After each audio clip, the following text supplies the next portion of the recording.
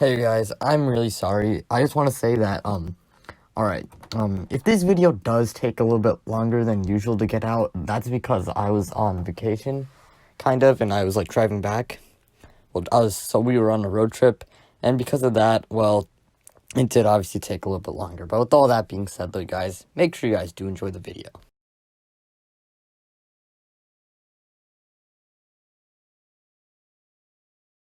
Big threes. They've been a huge part of NBA history. LeBron, Wade, and Bosh, Pierce, Allen, and Garnett, Curry, Clay, and Durant, Jordan, Pippen, and Rodman, Bird, McHale, and Parrish, Magic, Kareem, and Worthy, and more. However, what if I told you that a big three nearly formed? This big three, I think, would have become the best big three in NBA history. This big three would have destroyed the league. That big three would be Michael Jordan, Hakeem Olajuwon, and Clyde Drexler. Yeah, that nearly happened. Well, this is the story of how the big three that nearly formed that would have broke the league. Well, the big three that nearly formed and would have broke the league. Yeah, my God. Hey, but before we do get started, well, it's Rahul here, obviously, but make sure you guys subscribe if you guys do like today's video, and if you like the videos on this channel, or if you're a fan of the NFL or NBA, make sure you guys do like today's video. Also, really helps the channel a lot. And also share this channel with anyone who you think is a fan of the NFL or the NBA or likes the type of videos I make. And we're on the road to 100 subscribers, and I'm going to be doing Q&A when we hit 100 subscribers. So with all that being said, now let's get started. The 1984 draft, one of the best drafts ever, included many legends: Michael Jordan, Hakeem Olajuwon, Charles Barkley, John Stockton, and more. And in that draft, with the number one overall pick are represented here by owner Charlie Thomas and his daughter Tracy. Select Hakeem Olajuwon. Yeah, that's what the Houston Rockets do. Now let's go to the number 3 overall pick, since nothing that interesting happens at the number 2 overall pick. And The Chicago Bulls pick Michael Jordan. now that that's out of the way, what if I told you the Houston Rockets nearly got the number 2 overall pick? Now, you might be thinking, well, how did this happen? Well, the thing is, the Portland Trail Blazers at number 2, they needed a center, so they took Sam Bowie. Well, yeah, that's why I said it's not the most interesting, at least compared to this draft. No disrespect to Sam Bowie, though. I mean, he would destroy us all if we played a one-on-one against him. With all that being said, though, in that draft, Portland offered the number 2 overall pick and Clyde Drexler for Ralph Sampson. Now you might be thinking, why didn't Houston accept that? I mean, they could have had the dynasty instead of the Bulls. They could have won a lot of games with that. I mean, imagine that let's just assume that they take a good player with the number 2 overall pick, plus Clyde Drexler and Hakeem Olajuwon. I mean, what was Houston thinking? Well, Ralph Sampson, this man was pretty good. In the 1983-84 season, he was in his rookie season. He was a 7'4" power forward / center. And in his rookie season, he averaged 21 points per game, 11 rebounds, and 2.4 blocks per game, shooting 53% from the field. He was looking like a future star. He was looking like one of Houston's faces of the franchise for the next, well, quite a bit of years. How about that? It was for a long time, at least. And Clyde Drexler, in 1983 draft, he was selected with the number 14 overall pick and was not a bad player, but no one really thought he would be this good. In his rookie season, he averaged a solid 7.7 points per game, 2 assists, 3 rebounds, and 1.3 steals, shooting 45% from the field. So if Houston accepted this trade, they could have had Hakeem and Clyde, plus the number 2 overall pick, which they could have used to select, well, Michael Jordan. Now, you might be thinking, well, what if they don't select Michael Jordan with that number 2 overall pick? I mean, they could have selected someone like Charles Barkley or John Stockton. Well, let's just say, for the sake of this scenario, that they take Michael Jordan with the number 2 overall pick. Anyways, with that being said, now, on this new timeline, here we are, the 1984-85 season, if I'm not wrong. Yeah. Now, they got, obviously, this big three. And in the 80s, I don't think they make much noise. Now, here's the thing. The West, it's very stacked. Obviously, you have the Lakers, but among them, you have the Jazz and the Nuggets. So, I mean, it's just a really stacked conference. And But even if they do make it past the Lakers, well, they got to deal with most likely the Celtics or the Pistons, maybe the 76ers or Bucks. Whatever it is, they probably aren't going to win. For one thing, they would be mostly pretty young and inexperienced.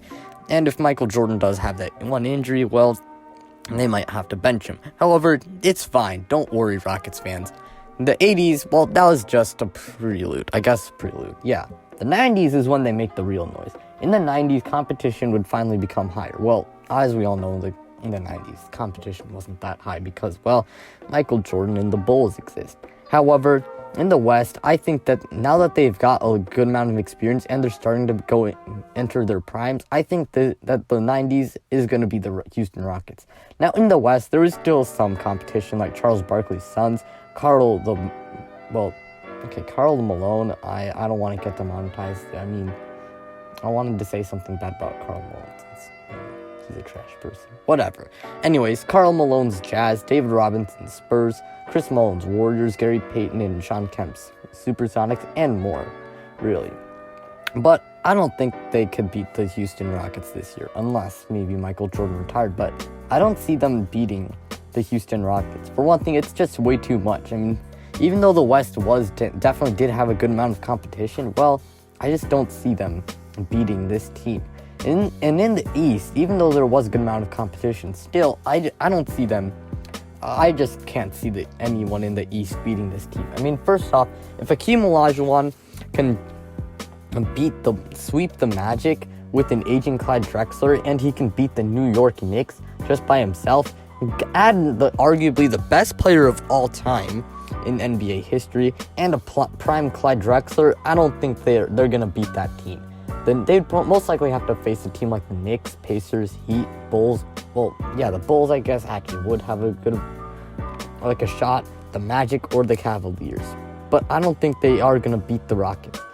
Now, how would this team do in the 90s overall? I think they're winning at least 3 championships if everything goes as planned. And they could maybe 3 to 8 championships. And they could very well go on an 8-peat, if that's a word. Now, offensively, Hakeem had the post locked up and was a good face-up mid-range scorer. Clyde Drexler could also score and was good at everything you wanted from a guard at the time in the 90s. Michael Jordan, well, he was Michael Jordan, arguably the best scorer of all time, inside or the mid-range area, and, well, 3-point shooting, it was all right. Don't worry about that. And if you ask me, I think that this team could easily win more than 70 games. They are definitely doing that. And we also got to talk about the defense. Clyde, well, I mean, he was fine. But Hakeem and Michael Jordan, well, they're some of the best defensive players of all time. Michael Jordan was one of the best perimeter defenders ever. Hakeem Olajuwon's one of the best rim protectors ever. And Hakeem Olajuwon would just flat out destroy any team's opposing big man. Michael Jordan could lock up anyone on the perimeter. Well, yeah, I guess you could say that. And he could also occasionally block guys from behind with his athleticism. And I think that this team could win as many as 75 games if you ask me. As for the lineup, I think Clyde would have to play the 1 or the 2, or 1 or the 3, but I think it would actually be fine, as he was 6'7" and also had good playmaking ability, so he could play point guard, shooting guard, or small forward. With his 6'7" stature, as I said before, I'd probably say he's at the small forward position. Hakeem's obviously at the 5, and Michael Jordan's obviously at the 2. And as for any other players, Kenny Smith was a good 3-point shooter, so they have a guy on the perimeter who can consistently hit threes if someone kicks it out to him. And this would easily become the best big 3 ever. Offensively and defensively, they're well balanced. Not only that, but add in that I don't think anyone could really beat this team. Well, no one could really beat this team just given how well balanced they are and the good role players they have. I don't think anyone's really going to beat this team unless there are like injuries or retirements or temporary retirements. And if you ask me, this team is very good. Now as for whether, they draft someone else like John Stockton or Charles Barkley, well, then I think this is what happens. I think that they're still the team that rules the West for the most part in the 90s. And Michael Jordan and maybe Michael Jordan's Bulls and the Houston Rockets, I think they'll have a terrific rivalry in the 1990s if the Houston Rockets select someone like Charles Barkley or John Stockton rather than Michael Jordan if they do accept that trade. For Portland, well, it would not be a good look either way. Ralph Sampson, even though he was good, eventually injuries would destroy his career, and he would not be the same player after injuries would continue to pile up and just destroy him, really.